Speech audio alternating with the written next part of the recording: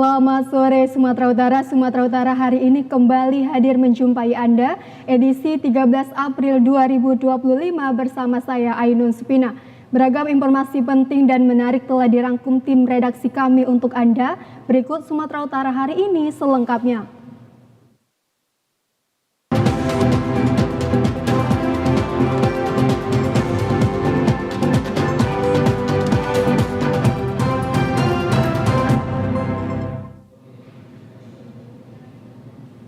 Ya pemirsa, rumah seorang wartawan media online di Kecamatan Berandan Barat, Kabupaten Langkat, diteror dan dilempar bom molotov oleh orang tidak dikenal.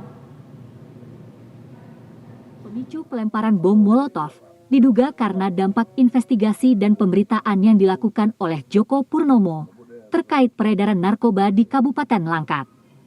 Bahkan sebelum terjadinya pelemparan bom molotov ini, wartawan media online tersebut sempat mendapat pesan melalui aplikasi WhatsApp dari orang tidak dikenal yang berisikan pengancaman. Sebelumnya, Joko Purnomo sempat konfirmasi pada Kapolres Langkat terkait maraknya peredaran narkoba di wilayah hukum Polres Langkat, lengkap dengan nama-nama bandar narkoba yang kerap menjalankan bisnis haramnya. Usai konfirmasi tersebut, beberapa menit kemudian, langsung masuk pesan WhatsApp orang tidak dikenal dengan bahasa yang tidak menyenangkan. Peristiwa pelemparan bom molotov ini terjadi pada Jumat kemarin, sekitar pukul 1 dini hari, yang mengakibatkan kaca jendela pecah dan tirai atau gorden jendela terbakar. Beruntung pada saat kejadian, Joko masih terjaga dan bertindak cepat untuk memadamkan api, agar tidak menjalar ke seluruh rumah. Sebelum kejadian pelemparan, salah seorang tokoh masyarakat sempat melihat mobil berwarna hitam berhenti di depan gang rumah korban dan melakukan pelemparan bom molotov ke arah rumah Joko Purnomo. Peristiwa teror terhadap wartawan ini merupakan kejadian berulang setelah terjadinya pembakaran rumah salah seorang wartawan di Kabupaten Karo yang mengakibatkan seluruh penghuni rumah meninggal dunia. Untuk itu, seharusnya aparat penegak hukum Polres Langkat harus mengambil tindakan cepat dengan menangkap pelaku agar tidak menimbulkan korban jiwa. Joko Purnomo, korban teror dan pelemparan bom molotov, mengatakan para bandar narkoba yang merusak generasi bangsa harus segera ditangkap. Ketika orang rumah mendengar suara dentuman pelemparan di kaca, sekitar 145. Diperkirakan kamar anak dengan kamar saya, kamar utama, 2 kali dentuman. Kebakaran cuma orden kamar anak aja yang terbakar sama kaca pecah. Harapan saya minta pedang sabunin diberantas habis, disikat habis, jangan tebang pilih. Pedang sabunin sudah sangat meresahkan. Ya pemirsa, setelah melakukan pencarian selama 4 hari, tim gabungan Basarnas, BPBD Palas, TNI Polri beserta masyarakat akhirnya menemukan balita yang hanyut ditemukan dalam kondisi korban sudah meninggal dunia akibat mobil yang ditumpangi terjun ke sungai. Aisel Safiera, balita 6 bulan yang hanyut akibat mobil penumpang travel yang mereka naiki terjun ke sungai, akhirnya ditemukan tim gabungan Basarnas bersama BPBD Palas, TNI, Polri dan masyarakat setelah 4 hari dinyatakan hanyut. Aisel Safiera ditemukan sejauh 15 km dari lokasi kejadian, sekitar pukul 16 waktu Indonesia Barat, di Sungai Barumun dengan kondisi sudah meninggal dunia. Setelah ditemukan, korban langsung dievakuasi untuk diotopsi di Puskesmas Pagaran Glugur, Aik Nabara, Barumun. Selanjutnya, diserahkan ke pihak keluarga untuk disemayamkan ke Padang Sidempuan. Irsan Soleh Lubis, Sekretaris BPBD Palas menjelaskan, selama 4 hari tim gabungan mencari korban hanyut akibat kecelakaan mobil ditemukan meninggal dunia dan sudah diserahkan ke pihak keluarga untuk dibawa ke kampung halamannya di Padang Sidempuan. Bayi ini ditemukan lebih kurang 25 km dari titik kejadian, yaitu di kawasan aliran Sungai Barumun, di mana bayi yang telah ditemukan ini kondisinya dalam keadaan sudah meninggal dunia.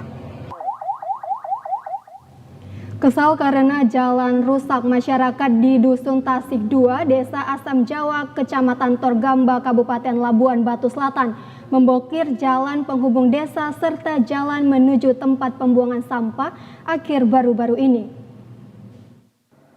Aksi protes ini menyebabkan beberapa truk pengangkut sampah tidak diizinkan masuk melalui jalan dusun oleh warga, sehingga beberapa truk pengangkut sampah yang akan membuang ke tempat pembuangan akhir milik pemerintah Kabupaten Labuhan Batu Selatan terlihat terparkir di pinggir jalan yang rusak lantaran warga desa sekitar melakukan blokade jalan dan memasang poster protes tepat di tengah jalan. Bupati Labuhan Batu Selatan Ferry Syahputra Simatupang langsung terjun ke lapangan guna menemui warga dan menurunkan alat berat untuk memperbaiki jalan yang rusak agar masyarakat bersedia membuka akses jalan tersebut. Bupati menyampaikan adanya keluhan dan protes dari masyarakat terkait jalan yang hancur dan tuntutan masyarakat agar dipenuhi, termasuk menurunkan alat berat untuk segera memperbaiki jalan. Memang sepemantauan kami jalannya cukup mengkhawatirkan bagi angkutan sampah kita maupun untuk warga sekitar. Makanya kita langsung bergerak cepat. Memang keluhan warga juga kita anggap ini memang sebuah hal yang sudah seharusnya kita tangani. Setelah direspon, masyarakat pun memperbolehkan truk sampah yang telah terparkir berjam-jam kembali melalui jalan dusun tersebut. Pemirsa, Dinas Bapenda Kabupaten Toba menaruh curiga atas adanya dugaan keganjilan laporan pembayaran pajak PBB PT Bajra Daya Sentra Nusa atau PT BDSN. Pasalnya perusahaan PLTA Asahan 1 ini yang terletak di Desa Tangga Batu 1, Kecamatan Parmaksian, Kabupaten Toba, mulai tahun 2012 hingga 2022 membayarkan pajak bumi dan bangunannya hanya sekitar 40 juta rupiah per tahunnya. Hal tersebut diungkapkan oleh Kepala Bapenda Toba Henry Maraden Sitompul ketika dikonfirmasi di ruang kerjanya baru-baru ini di Bali.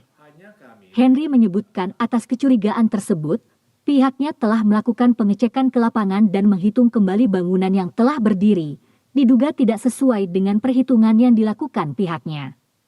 Menurut Henry, pihak dari PT Bajra Daya Sentra Nusa selama ini diduga tidak melaporkan bangunan terowongan sepanjang 7,5 km dengan diameter 7 meter dan powerhouse yang sangat mempengaruhi perhitungan nilai PBB-nya.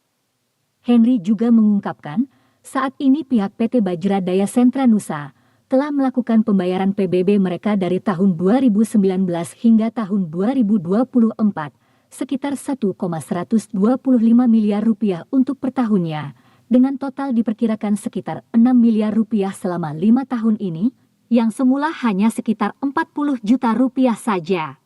2014 sampai ke 2022 itu udah dibayar semua, mereka wajib bayar, 40 juta mereka udah bayar itu. Hanya kami dari Bapenda kurang yakin dengan angka tersebut, maka kami cek and recheck ke lapangan. Dan setelah kami cek and recheck ke lapangan 2023, setelah saya di sini bulan 3 Maret 2023, kami konfirmasi dengan pihak BDSN pusat dan BDSN yang di Porsea, dan kami sudah temukan ya permasalahannya di mana. Ya, rupanya permasalahannya pertama di terowongan sama di house power. Itu kan panjang, itu luar biasa itu. Kira-kira ada nggak sanksi untuk hal ini pihak BDSN? Kalau kacamata kami sebagai yang namanya kantor pajak, selama mereka niat baik mau bayar dan sesuai dengan angka hitungan kita, ya itu sah-sah saja. Tapi nggak tahu saya kalau dari pihak daripada ya katakanlah yang lain-lain ya. Kalau kami kacamata kami ketika dia niat baik dan mengakui itu mau membayar, ya bisa aja mereka mungkin lupa mereka menghitung. Tapi kalau menurut saya, ya kalau mereka sudah mau membayar, itu sudah ada niat baik untuk mau membangun Kabupaten Toba. Sementara itu, pihak Humas PT Bajra Daya Sentra Nusa, Maruli Simanjuntak, ketika dikonfirmasi mengatakan bahwa saat ini pihaknya belum dapat memberikan keterangan terkait pernyataan dari pihak Bapenda Toba tersebut dan masih menunggu pernyataan dari pimpinan dari pusat. Ya pemirsa, biasanya sehabis masa libur lebaran, sejumlah toko perbelanjaan ataupun pasar tradisional masih sepi dari pembeli. Karena banyak biaya yang harus dikeluarkan, namun kondisi ini berbanding terbalik di beberapa toko perhiasan di Kota Binjai. Warga berbondong-bondong mendatangi toko emas untuk berbelanja perhiasan seperti anting, gelang, juga cincin. Salah satu toko perhiasan emas yang ramai didatangi pembeli berada di dekat Pasar Tafid, Jalan Kiai Haji Wahid Hashim, Kelurahan Pekan Binjai, Kecamatan Binjai Kota. Menurut penjual toko emas Ananda, tingginya minat warga untuk berbelanja perhiasan emas lebih disebabkan oleh faktor kondisi ekonomi sekarang ini yang tidak menentu, sehingga masyarakat lebih memilih berinvestasi yang aman dengan berbelanja emas. Ananda mengakui jumlah orang yang datang ke tokonya memang lebih banyak yang membeli perhiasan emas dibanding dengan menjual. Karena usai lebaran, warga menginvestasikannya ke emas. Viralnya naik harga emas juga membuat banyak warga yang datang berbelanja ke tokonya. Dia memperkirakan terjadi peningkatan hampir 50% penjualan, jumlah ini jauh dari hari-hari biasa sebelumnya. Ananda membenarkan adanya kenaikan harga perhiasan emas yang dijual di tokonya. Untuk emas London yang biasa dijual di kisaran harga 1,6 juta, kini naik menjadi 1,7 juta rupiah per gramnya.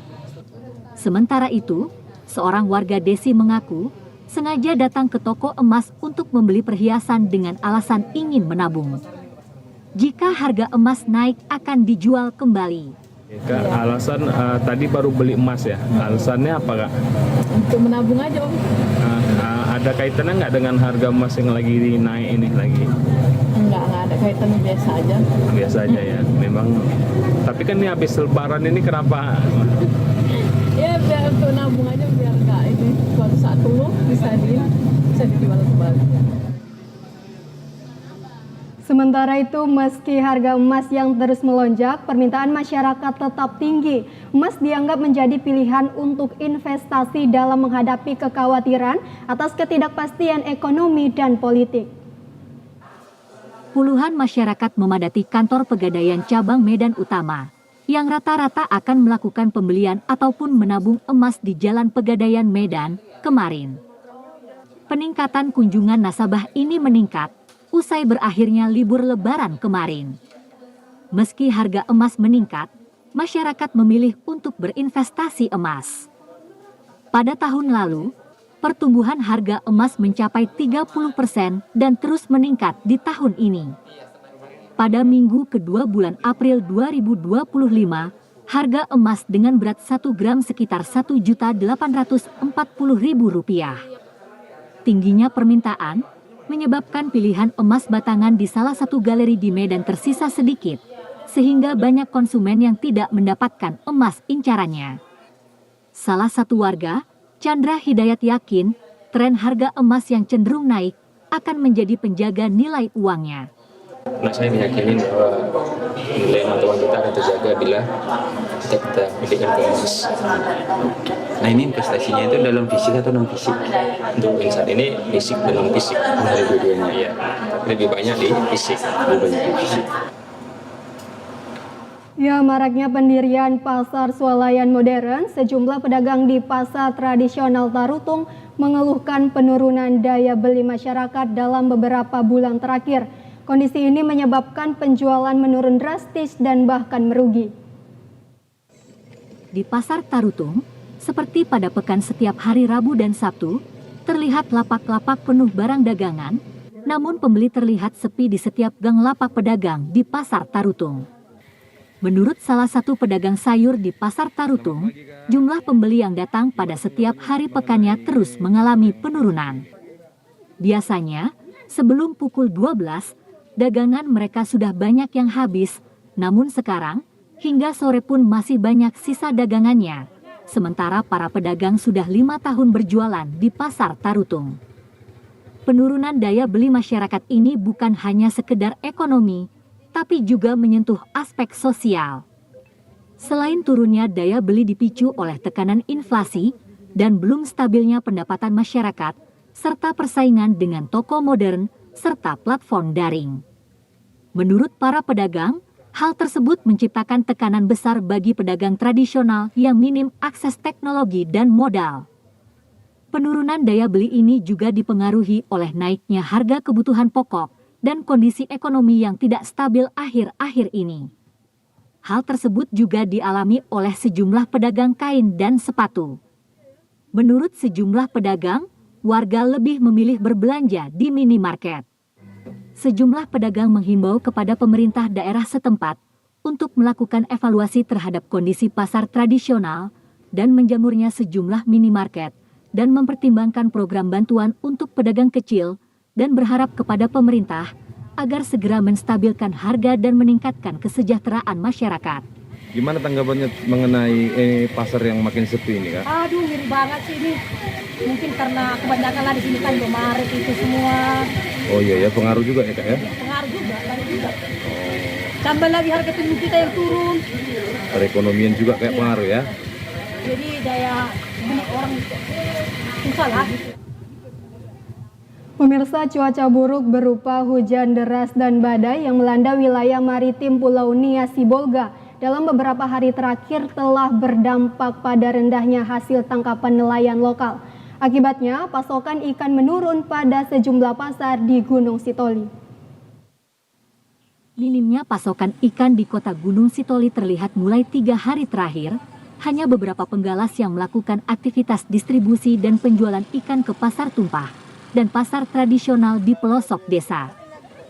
Kondisi yang sama terpantau di kawasan pasar dalam kota. Para pedagang mengatakan mereka kekurangan pengiriman pasokan ikan melalui pengumpul yang biasa berlangganan karena rendahnya hasil tangkapan para nelayan selama cuaca buruk, termasuk gelombang tinggi yang melanda perairan Nia Sibolga beberapa hari terakhir. Pedagang ikan, Ina Denta, di pasar Gunung Sitoli mengatakan minimnya pasokan ikan yang tersedia saat ini belum dapat mengimbangi permintaan kebutuhan konsumsi warga, termasuk pemenuhan pesanan dari usaha rumah makan dan restoran. Sementara kenaikan harga ikan mulai terjadi yakni berada pada angka Rp45.000 hingga Rp50.000 per kilogram. Kurang, makanya mahal ikan. Sebagai jenis ikan berapa per kilo kayak? 2 macam, 3 macam per kilonya, 2 ekor sekilo ini hasilnya. Itu ikan kerapunya ini berapa per kilo, Kak? 45 per kilo. Sebelum naik berapa, Kak? 40.000. Berarti naik 5.000, Kak ya? Naik 5.000. Ini udah berapa hari udah kenaikannya ini, Kak? Udah sekitar 2 hari. Itu karena gara-gara cuaca, Kak ya? Iya, gara-gara cuaca. Sementara itu, kondisi pasar penjualan ikan saat ini sepi, dipastikan dampak kenaikan harga. Selain tekstur berbagai jenis ikan yang kurang segar, akibat sudah lama tidak habis terjual. Para konsumen di pasar mengharapkan kondisi harga ikan dapat pulih kembali apabila cuaca ke depan semakin membaik, sehingga nelayan pulang dengan hasil tangkapan yang melimpah dan lebih baik lagi kualitasnya. Pemirsa, kami akan segera kembali dengan sejumlah informasi lainnya. Tetaplah bersama kami di Sumatera Utara hari ini.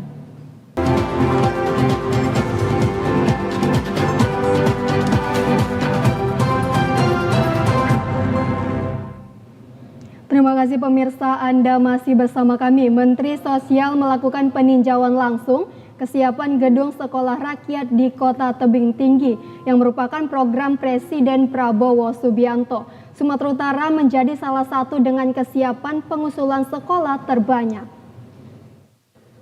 Menteri Sosial Syaifullah Yusuf bersama Bupsu dan Wali Kota Tebing Tinggi meninjau gedung UINSU di Jalan Gunung Leser, Kecamatan Rambutan, Kota Tebing Tinggi.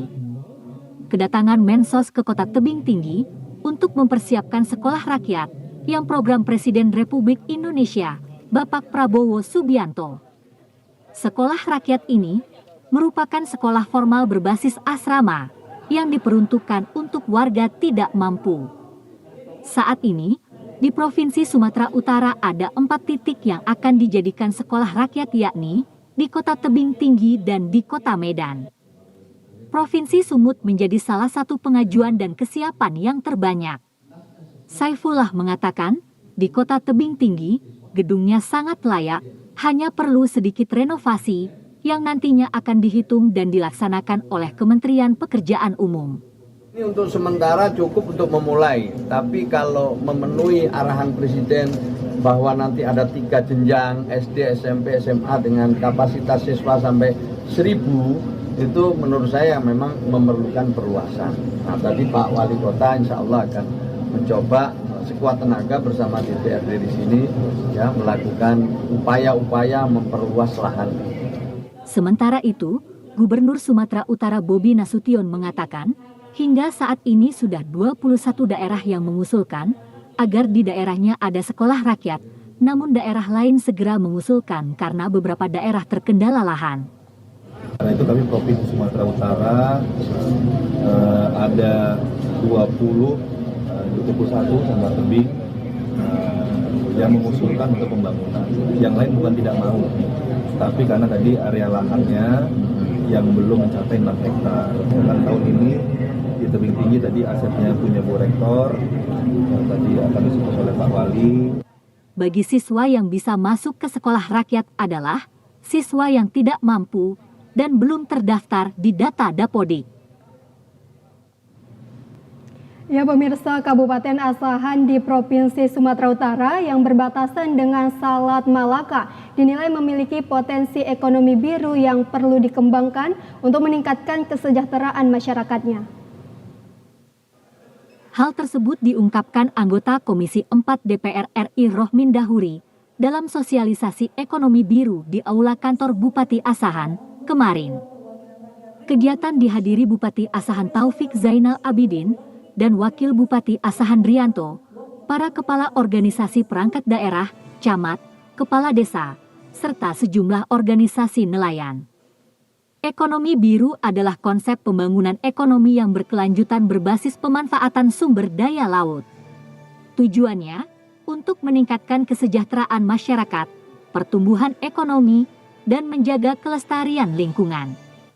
Menurut Rohmin Dahuri, Kabupaten Asahan yang memiliki garis pantai sepanjang 52 km memiliki potensi ekonomi biru yang sangat besar, seperti adanya sektor perikanan tangkap dan budidaya, serta sektor pariwisata.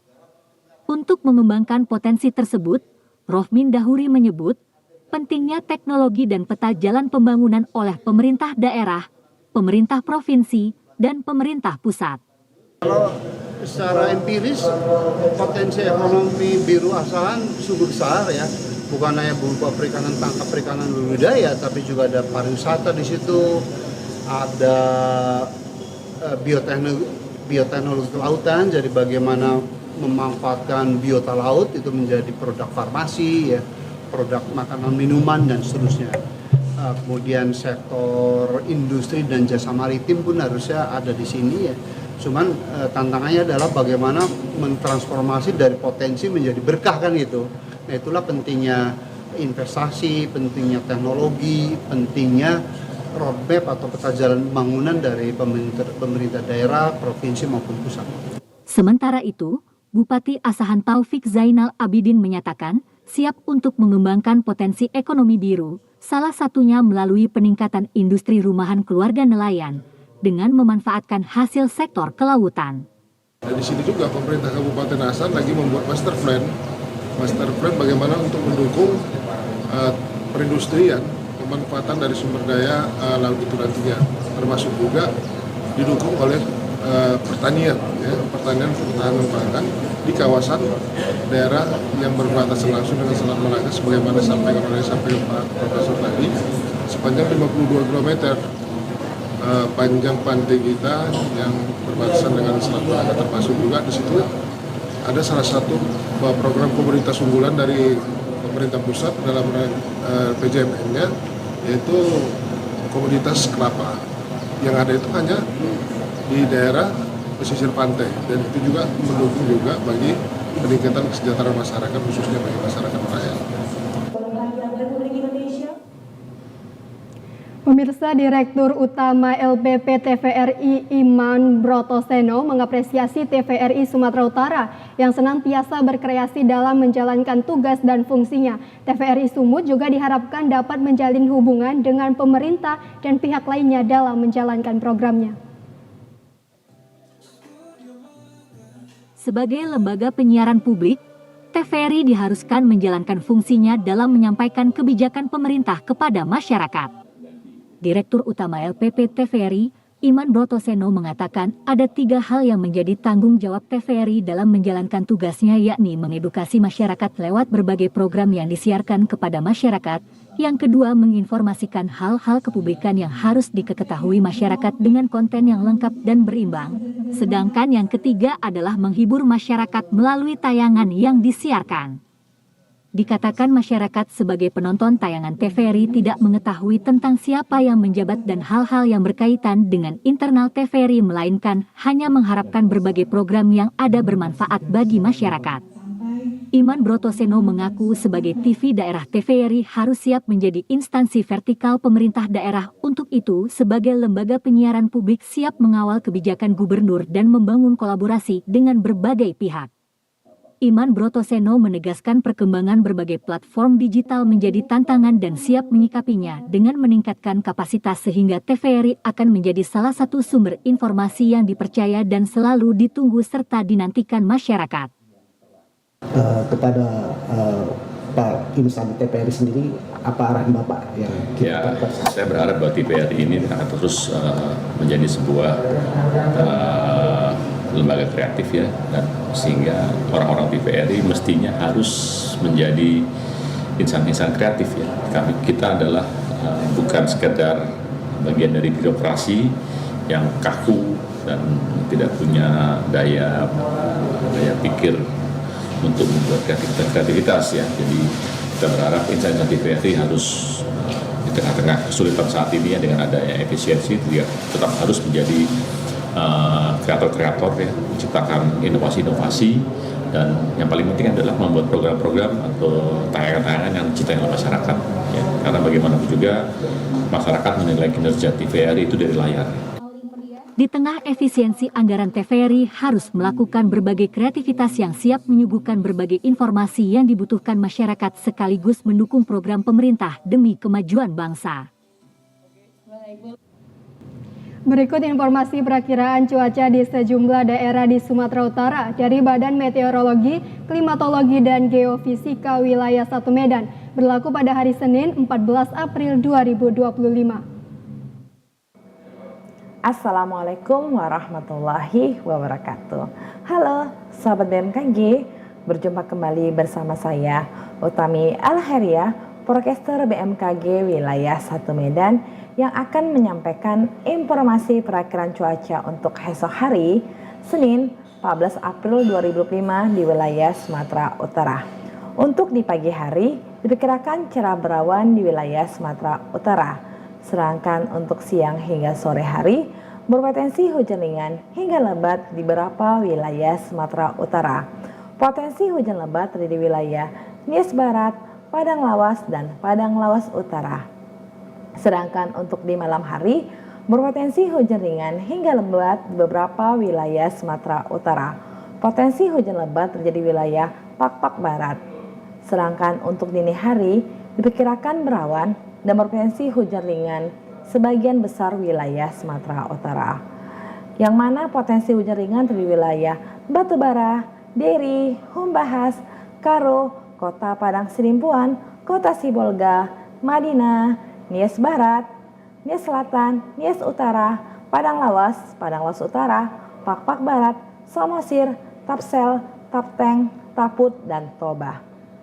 Suhu udara berkisar antara 14 hingga 31 derajat Celcius dengan kelembapan udara 84 hingga 99%. Angin bertiup dari selatan hingga barat dengan kecepatan 3 sampai 5 km per jam.